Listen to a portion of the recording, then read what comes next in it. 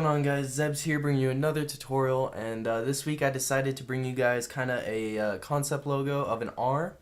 Now this video I'm mostly going to be focusing on one, I guess teaching you guys a cool little R that I came up with.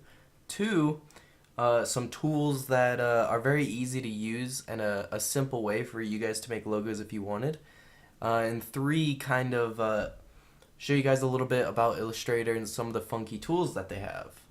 And why it's such a great software to learn and use and utilize. So basically, this is the logo I'm going to be showing you guys how to make today. I'm going to show you guys different techniques. For example, I'm going to show you how to make this curve here, this perfect curve. I'm going to show you how to make curves here. I'll show you how to do certain different parts of this this logo that you can use in other techniques for your own logos if you wanted. And I'm also going to show you guys how simple it is to make a logo with just a simple rectangle. All you need is a rectangle, and you can make pretty much any logo you want. The rest is just up to you and your imagination. Now, I will show you another technique, which is actually a really cool one, which I'll just show you really quick. Boom, boom, boom. So if I do this, well, I'll just show you in the tutorial. So let's get started. So I'm just going to move this off to the side here, just make it a little bit smaller over here. And let's get started. So like I said before, we're just going to use a basic rectangle, and we're also just going to use the ellipse tool, also known as just making circles. So what we're going to do is we're going to make a fairly big circle. I'd say maybe about this size if you want. I mean, it's really up to you guys, but I'm just going to go with the bigger size. And if you want, next we're going to turn on our rulers. So if you don't already have it on, do a Control R or a Command R on a Mac, I think it is. And this will turn on the these little like grids on the top, or not grids, but like numbers on the top. And you just click and drag. It's the same as Photoshop if you're familiar with that. You just click and drag and that'll make grids. So we're just going to quickly make some grids. So I'm going to do this and this. Let's see. So once we have that, so I'm just going to center it just to the best of my ability. I mean, it doesn't matter. I'm going to go in here in a second and center it. So once we've done this, what I like to do usually is make a separate layer. So in this one I have it called guides. Basically did the same thing as you can see here, so I'm just going to delete these two real quick. And I'm just going to select the circle. And as you can see here, you got your center point, you got a top point, you got a bottom point. Now, for some odd reason, my line objects over here isn't working. It's not centering my circle, so I'm just going to quickly manually do it. So you just click and drag until this little box here is basically in the middle of the grid. So, like so. So just like that. And then what we can do is drag this down to the center. So in our case, it's centered to this grid here, which works perfectly for what we're going to be doing. It doesn't necessarily need to be like perfect for the to the canvas out on the outer part here, like this giant rectangle with the white and all that. It doesn't even necessarily be centered to that, just to the grids that we made here. And what we're gonna do is, now that it's centered, we're gonna click the circle that we just made. Now I'm gonna name it just circle, I guess, for your guys' sake. And then I'm going to make a new layer, and you guys are just gonna have one layer, and I'm just going to do this. So we have our guides and our main layer. So just ignore this this layer down here. So we have our main circle here, and we have our guides. So what we're going to do is we're going to select our main circle, or click our main circle. We're going to go into Object, we're going to go into Path, and then we're going to go into Offset Path. There's also shortcuts to doing all that, but I'll make another video for all that on basically how I set up my Illustrator. Mine's probably a little different than yours. It has all the useful tools that I use for making logos. So we're going to go into Offset Path here. And what we're going to do is, yours is probably going to be at like 0 or something, so I'll just do 0. And we're going to turn on Preview. And what this basically does is it makes a kind of stroke in a sense. You'll see. So I'm going to set it to -150. And as you can see here, it puts a little circle in the center of the circle we made. So it added basically a second circle. And we're going to use this to cut out a curve in our R. So I'd say 150, maybe, you know what, we'll go with 150. I think 150 works. And we're just going to click OK. And as you can see here, we can now select both of these different circles. Now, if you guys have never opened Illustrator, used it before, you might or might not be familiar with Pathfinder. So if you don't have it, you're going to go into Window, and you're going to go to Pathfinder here, or Shift Control F9. I mean, who's going to remember that? But you just go into Pathfinder, turn it on, and basically what it looks like is this over here, where my mouse is. This is basically the Pathfinder tools with the align. These two are together. But basically what we're going to do is we're going to select the circle in the center, or the middle circle, and we're going to hold Shift and click the outer one. And what this is going to do is it's going to select both of the circles that we just made. So I'm going to do that real quick. And what we're going to do is we're going to go into the shape modes under the Pathfinder, and we're going to click the minus front here, or the filled in square with the gray one in the front. We're just going to click that, and boom. As you can see here, that cut out the inner circle from the outer one. Basically made a circle that isn't filled in all the way. So I'm just going to move it back to center here. And what we're going to do next is we're going to then get our rectangle tool, and we're just going to make a, guess it doesn't matter what size you start off with, any size, like a normal size, I guess. And I'm just going to lower the opacity on it, or you can change the colors. So change the colors, you just click this, click the thing. Make sure your stroke is turned off. I'll go into that here in a second. And you can select the color you want. So in this case, I'll just go light red. It really doesn't matter. And we're just going to lower the opacity to something where it's still barely visible, but not quite. And we're just going to kind of line this up with the circle so that when we start manipulating the shapes into making this R, that everything is the same width and all of that. So we're just going to drag this up to the top of the circle, and then we're going to make sure it lines up with the bottom here, like so. Now, you want to do this, you want to make sure it's as close as possible when you're doing this. But for the sake of the tutorial, I might not make it perfect. Well, I guess it's already good enough. Yeah, it works. And once we have this is basically a shape that we're going to use here in a minute. And so we're just going to take this and we're just going to drag it off to the side. We'll come back to it. Just want to quickly do that. We can raise the opacity again. I'm going to make it the same color as the black. So once we have this, we're going to duplicate it. So Control C, Control V, or right click, copy, paste. And we're going to rotate it. So you can do this. Or if you want a shortcut, you can go into, if you click this and then go into your properties, go into 90, and then that'll make a 90-degree rotation, exactly 90 degrees, so it's perfect. We're just going to set this up for the middle grid that we made here, or guideline I should say, and make sure it lines up pretty close so that it takes up the center of the circle, like so.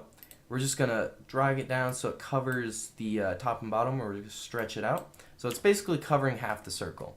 And we're going to use the same technique that we just used to cut the inner circle out. So we're going to click the rectangle we just made. We're going to click the original circle here. And we're going to use the same tool right over here that we just used. And boom, that's going to cut the circle in half. And this will be the shape of this. So now that we have that, what we're going to do is then we're going to get our rectangle tool that we made a second ago. We're going to Control C, Control V. And we're just going to line it up with this circle here. Now the reason I lined this up with the guidelines is because it's hard to put a rectangle into a constant curve, but at the top of these top and bottom of the circle is a straight 90-degree just end. So that's why it's easier to connect rectangles and squares and different shapes to it without it looking all wonky and unnatural. So we're going to do the same thing, so just click and drag and we can line it up. Now usually what you want to do is originally you want to have everything in the center, and you can just use these align objects to line them up perfectly. But for some odd reason, mine isn't working in Illustrator, so I always have to do it manually. If you guys have a fix or know a different way of doing that, let me know down in the description below. That'd be helpful. Or the comment section down below. And so that's close enough, I would say. I mean, you do want to make it perfect when it comes to making logos, but for the tutorial's sake, it doesn't need to be pixel perfect. So now that we have that, what we're going to do is, depending on how long you made it, you either want to stretch it out or you want to shrink it. So in my case, I'm going to probably shrink it just a tad bit, just so it's a little bit longer than the bottom here. So it has a look like this, so it kind of has a curve, and then it boom. And once we've done that, what we're going to do is then basically do the same thing on the bottom, but we're going to make this one a lot shorter than the one we did on the top. So I'm just going to do the same thing, line it up. Wow, not bad. I did it on the first try. And we're just going to shrink this one just a tad bit, and you're going to see why here in a sec on why I do that. So I'm just going to shrink it maybe a little bit more. I'd say that works, I guess. And so what we're going to do next is we're going to click the bottom rectangle that we just made and shaped and all that. And as you can see in Illustrator, instead of using your pen tool to try and make a perfect curve, Illustrator kind of has a built-in system where when I use these inner circles, the circles on the edges, but it's inside the square, if I click them, it will curve the whole rectangle for me so that everything is a perfect curve on the thing. So what we want to do is we want to curve the entire thing, and we're just going to stretch it out so that the curve lines up with the rectangle. So as you can see here at the bottom, now we have a perfect curve and it looks all natural compared to like this sharp 90-degree. And the reason why I'm doing this is so that I can connect this curve here really easily. So I'll show you here in a sec on what I mean. So I'm just going to shrink this a little bit. These guidelines don't matter too much now, just due to the fact that we've already used them for what we needed to. So I'm just going to go ahead and delete those. You can keep them if you like, up to you. So I'm just going to take everything that we just made. So hold shift and click all the objects we made. Continue to hold shift and just click on the edge and drag down, just so I can have some more room to work with. So once we've done that, we're going to duplicate this little thing we made here. So Control C, Control V. And then what we're going to do is then extend it out. And then what we're going to do is we're going to do a 120-degree angle.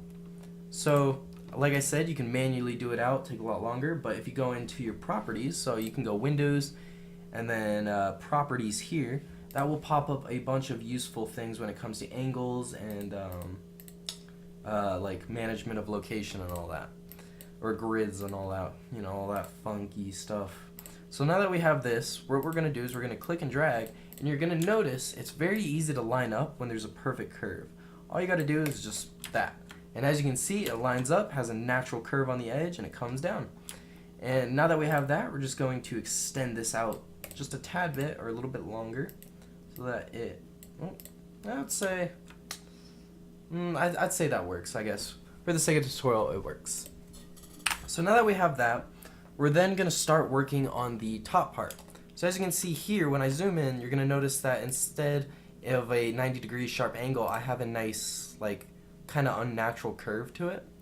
So we're just going to do that really quick. So we're going to click this, and you're going to see when you try and drag it in that it does all four edges, but if you click it and then click the specific corner you want to do, that will allow you to just do that specific corner. So in this case, I'm going to click this bottom one here. We're just going to drag that up just a tad bit, something like this, I would say.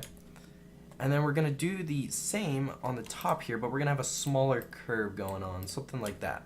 So as you can see here, natural curves, everything works together, and we're starting to get the feel of this logo over here. So now that we have kind of our R shape, you can see that it looks like an R and all of that. We're then going to begin doing the two left ones. Very simple to do. We're just going to Control C, Control V, and we're just going to kind of position these in a way that it looks nice. So as you can see here, that I did do a 120-degree angle. It's all copy and pasted. The alignment will be perfect. Works out very nice. We're just going to drag this pretty close to the R-shaped logo here. And I'm just going to Control C, Control V one more time and do the same exact thing here. And then I'm going to make it a little bit smaller. Now you're going to notice when you have your curves like this, when you try and make it smaller, it won't get smaller. So cool little tip, you just click this and you just make it a rectangle, and then now you can size it to however you like, and then you just do the same thing again. Boom, just like that. So as you can see here, I actually make this a little bit longer. Lines up a little bit better with the thing here, like so. Basically trying to copy this one over here. And I did forget one thing, which I'm going to go over here in a second. I'm just going to position these a way that they look nice. Maybe make this a little bit higher. There we go. I guess this works. So now that we have that, what we're going to do next is we're going to select all of our objects that we made with the R. And you're going to notice to the left of the shape mode that we've been using, the minus front, there's 2 rectangles filled in gray. And we're just going to click that, and it acts as a merging tool in Photoshop. And we're just going to apply the same thing. So basically, let me explain what that did. So it merged, so now it's all one layer. So instead of having to click all multiple like little shapes we made to manipulate it, now it's all just connected as one object, so now we can just move it around freely however we like. The cool thing about that is when I hold control, so with normal shapes you're gonna have these circles, but on like weird ones you're just gonna have the 4 or the I think 8 on the edges and center, all of that. So what you want to do is you want to hold control, and that's going to allow all these circles to come into the shape again.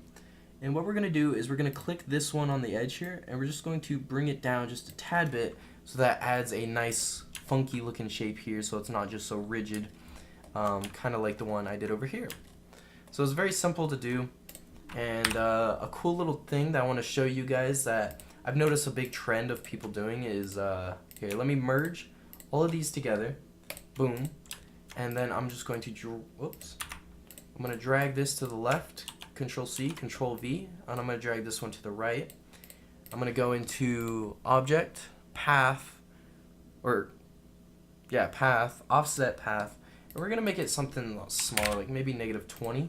Yeah, I'd say that works. Yeah, let's go with -15, I guess. So when you do this, you're gonna notice that it also adds a outline, kind of like the one we used earlier for the circle. So as you can see here, that we have 2 of these shapes. A simple way. Oh, if I can click them, that'd be nice. Here, let's see. All right, boom. All right. Oh, is it gonna work? Is it gonna let me select both? I guess not. Not about it. But anyway, my point is, when you do this, it's going to make a nice little outline shape for your logo. And I guess in this case, I might not have to merge them. So I'm going to keep them separate. So I'm going to select them all, drag them over here, Control C, Control V. We're going to go into Object. I'm going to do this one, Object, Path, Offset Path, -15, Preview. And then we're going to do that, boom. We'll do the same over here, Path, Offset Path, -15, Preview, boom. Select the outer one, like so. Basically the same thing. Now, some logos might be different, some will work all together, some won't. I guess in my case it won't, so I'm just gonna do each little thing on its own. And I've noticed that this is also a common style people are doing as well. They're just having the outline of a logo. But if you didn't know, that is a cool little technique to just get the edge, so you don't have to, or like perfect edge and same width of the outline, so that you don't have to like manually do it and it's not perfect and all that. This is a quick and easy way to do it perfectly. So that kind of wraps up the tutorial I made for you guys today. I hope you guys enjoyed it. I hope I taught you guys some cool little things that you might not have known about Illustrator. Now, if you guys enjoyed the tutorial, please leave a like and comment on other suggestions of tutorials you guys would like me to make. And also, if you guys have any other, say, logo suggestions you guys want me to make for you guys, I can do that, anything you guys really want. Or just Illustrator tutorials in general. So, hope you guys enjoyed this. I know it's like the 5th time I said it. I really do appreciate it, guys. And yeah, I'm out. Peace.